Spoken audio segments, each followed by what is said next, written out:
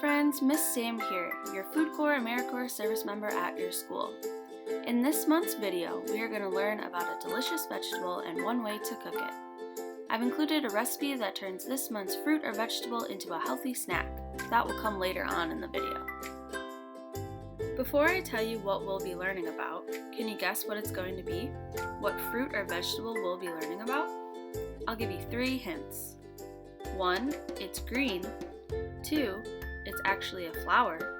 And 3, it grows year-round in both the warmer and cooler seasons of the year. Do you have your guess? If you guessed broccoli, you are correct.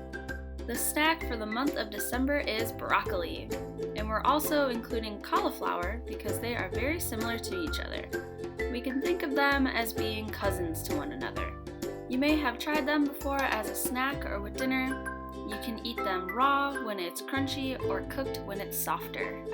The reason why we are talking about broccoli in December is because broccoli and cauliflower are cool season crops, which means they grow in the colder months of the year.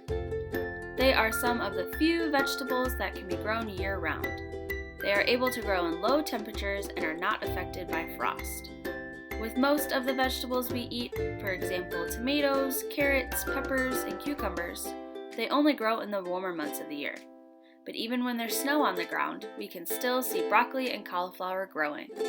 The state of California is the top producer of broccoli here in the United States, growing about 90% of the broccoli we eat. The reason why cauliflower is white and not green like broccoli is because of the leaves around the head of cauliflower.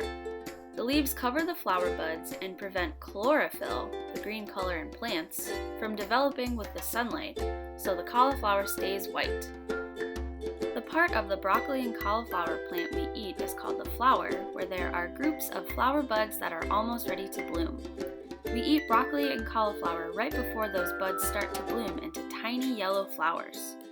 The other parts of the plant are the leaves that take in sunlight the plant needs to grow, the stem in the middle that needs to be thick and strong to hold up the flower because it can get pretty heavy, and the roots, which is the part of the plant we don't normally see because it's underground taking in the water for the plant. Next, we are going to learn about one fun way to cook and eat broccoli. We will be making 4-ingredient broccoli tater tots. This can be a delicious after-school snack or a side for dinner. This recipe is simple in that you will only need 4 ingredients but can choose to add other things to make this recipe your own. When choosing broccoli to cook with, choose ones with tight florets that are dark green, purplish, or bluish green. The stalks should be firm as well. When choosing cauliflower to eat, choose ones with compact creamy white buds and bright green leaves. Avoid brown spots or loose sections that are spread out.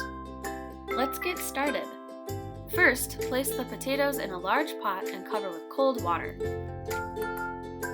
Bring the water to a boil and cook the potatoes for 20 to 30 minutes or until they are tender but still have some give in the middle. Drain the water and let the potatoes cool until they are comfortable to handle. It's best if they are still warm. Once the potatoes are warm enough to handle, remove the skins with a potato peeler or with your hands.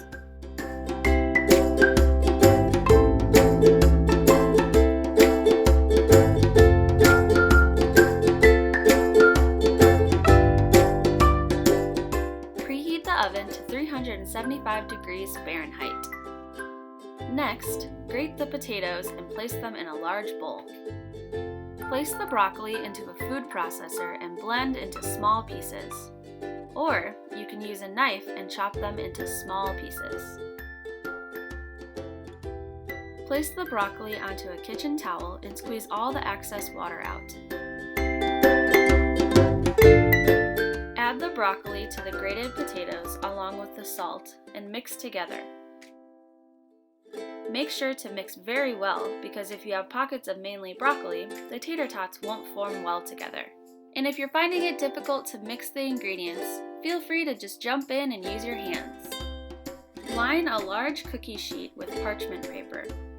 Use your hands to form small cylinders with the mixture.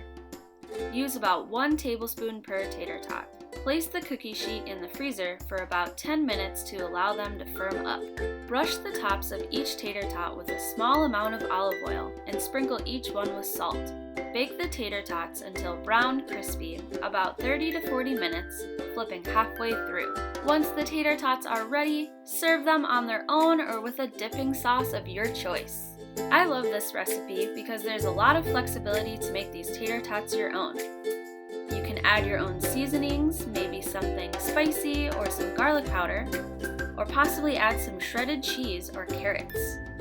You can also use cauliflower instead of broccoli, or use both cauliflower and broccoli.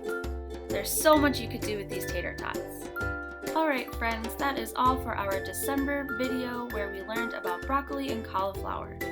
We learned they are cool season crops and grow in low temperatures. We learned the part of the plant we eat is actually a flower. And we learned a fun way to eat broccoli by turning it into simple tater tots.